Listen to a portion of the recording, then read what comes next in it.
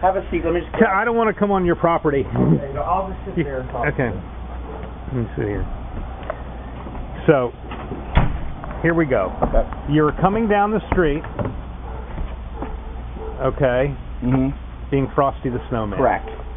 Okay, and you approach the police officers with the canine and you question the purpose of the dog being at the parade. Right. I made the comment as to why is a dog at a children's parade. That's inappropriate. Okay. Now, at that point, did you make a kicking motion at the dog? Possibly, yeah, I guess. But I also was walking. I mean, you got to learn to do. If you haven't done this job, you don't know what you have to do. And as I was walking along, and I already shook maybe 300 or 400 hands by that point. They're all little children, and you're going along the side street on the side there, and you're shaking hands, and then suddenly you see the officer with the dog sitting out on the blacktop in the middle of, I guess, not the middle, but like the middle of the street there, and High Street. And so there was a dog, and I said, I don't think that's appropriate to have the dog here. And I said, that's really wrong. And then he said, well, you just keep going down the street, leave me alone. I said, I can go anywhere I want. I'm in the parade. You can't tell me what to do. Subsequently, I walked from where he was to where the Santa Claus house was, shook more hands. I came back and I walked over to Dunkin' Donuts and I walked down shaking hands of assorted different people. And the fact that I know people, I can talk to the kids, ask questions. And then I went between a car and a pickup truck to just rest for a second because those Sedlersville band was playing. And I was resting there in a sense, and the next thing I know, the officer said, I need to talk to you. I said, no, I don't have time for this game. I'm in the parade. He goes, no, you're going to listen to me. At which time he took me and moved me from blacktop to the bricks, and then whereby there's a video with issues of it that he grabbed me and put me down. And the whole thing was wrong. He had no reason to put me down, but that was his game. And the other officer had no right to stick his neck into my side of my head. They're claiming I hit them with the snowman. Why would I ruin a $500 head? Because I wouldn't. That's the most protective thing I had there. And they actually put it on the ground in a sense. I never hit anybody. I never touched anybody in a sense. I'm in a costume. You can try it any day you want. I've done it many times. I was fine on Friday night. There were hundreds of pictures taken. People were happy. The next day, the police officer was not happy. He thought he'd get ahead of this game, but now it's around the world, and it's beyond belief. You have no idea. There are people that there's been hundreds of phone calls. My mother went in yesterday down in North Carolina to get oil change on her Ford, and she's sitting there with two ladies and another gentleman who's getting his cars fixed and everything. My mother's sitting there drinking coffee, looking up at CNN, and suddenly my mother goes, that's my son! That's my son there, the snowman. Now, some people are saying that, you've had some run-ins with the police over the last year. Let me finish the question. And, four times before this, you had been arrested, and that, the police feel a little bit maligned by you because, you actually beat them on two of the cases that were thrown out of court. This goes between me and the mayor about the plastic bag ordinance. I had a guest at my house on that day in March. It was Dick Empey. Oh. He's a former chief of police for 10 years.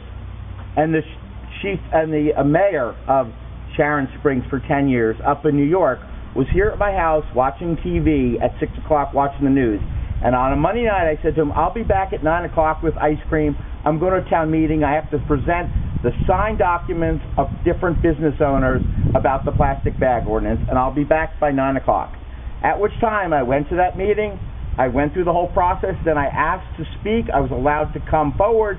And I was only allowed to say five sentences, at which time the mayor had me arrested by giving the officer a sign, and he came and grabbed me there and arrested and was dragging me out, and then he cuffed. I said, I'm going home, and he said, no, I'm cuffing you. I said, you can't do that. He said, yes, I can, and he cuffed me.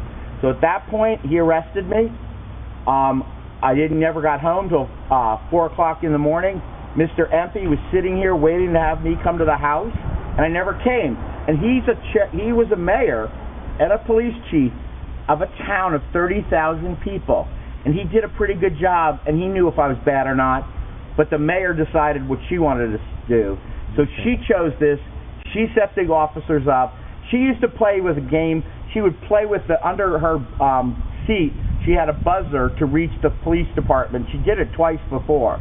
This has gone on for a long time because she doesn't want me to speak. Because as she said to me the day she arrested me, Mabel and I presented some of the stuff to Mabel, and I said, we need to give this to before the meeting started. And the mayor said, you're a nosy boy, nosy boy, aren't you? You cause trouble. And Mabel heard that. I heard that. Then the meeting started. Within an hour, I was arrested. That was the mayor's choice involving the policemen. This is not me, this is them. Okay. I have a right to speak. I also wanted to run for the 2nd District. I was going to run against Gibson. But guess what? I can't go in the building. And I called and said, if I go in the building to register, I'll be arrested. If I go to the police, I'll be arrested. That whole thing was out of control. So I can't even run for office. They refused to allow me to speak to my congressman. Mr. Harris came to speak at the town hall building upstairs. I requested information to speak with him. They wouldn't let me in the building, so I stood across the street and banged pans together with my orange jumpsuit and my tricorner hat and made noise, because I had a right to do that. I have a right to go see my congressman. The town council, the mayor, and the police department refused to let me see my congressman. You have a lawsuit right now with the town of Chestertown? Yeah. Okay, and what is that lawsuit over? The whole thing, about everything that's happened. Okay. And just so you know you know where I'm going next? Here, I'll show you something. This is good. This will prove you how this whole thing is a bunch of bullshit. So am I an unfit? I'll give you a copy of that. Am I an unfit human being? Am I an unfit human being? Go ahead, prove it. I'm not saying anything. But nobody else is at that cocktail party. Talk about security. I'm invited to a cocktail party. I'm going with my sister to that meeting at the Cosmos Club with Michael Chertoff, who was the former head of Homeland Security.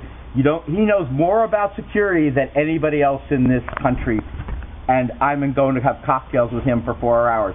So that just proves that I'm not a monster. The town created this monster thing, and they get what they deserve. Okay. Is there anything that could happen right now to bring peace to all this between you and the town? And is there any one thing that could happen? I mean, a lot of people say that you have a lot of public rage, a lot of public anger towards the town and the mayor. The town has based millions of dollars on crap. Look at that property they bought on Route 20. They paid $345,000 to buy 20 acres of swampland, and they can't make it part of the town. They can't develop it. It's dead. The running trails thing is dead. There's no money for it. If the mayor really cared, what about buying a bus and taking kids from the town to the pool every summer? That would be kinder than having running trails. What about this thing about you going around taking pictures of everybody? Why is that important? I take pictures of people with plastic bags. I only take butt pictures. Of the 6,000 pictures I've taken, most of them are people from behind. I just show them carrying plastic bags, walking around in the park. I also take a picture every week. I take garbage can pictures all the way down High Street to show you all the plastic, paper, wood, all the wrong things that are thrown in there. If the town really believes in environmentally safe stuff, take the parking lot next to the park, put the containers there for glass, plastic, paper. Collect it and be proud. You don't even do that in town. We don't even collect the trash anywhere. And why do the trashmen not even put the tops on the garbage cans? They just throw them. That just shows you where the possibility is. They should put the cover on the garbage bag box, put it back on people's lawns, instead they throw it. That just shows you it starts with the town. They don't care. They pretend we care, but we don't do it. And that's wrong.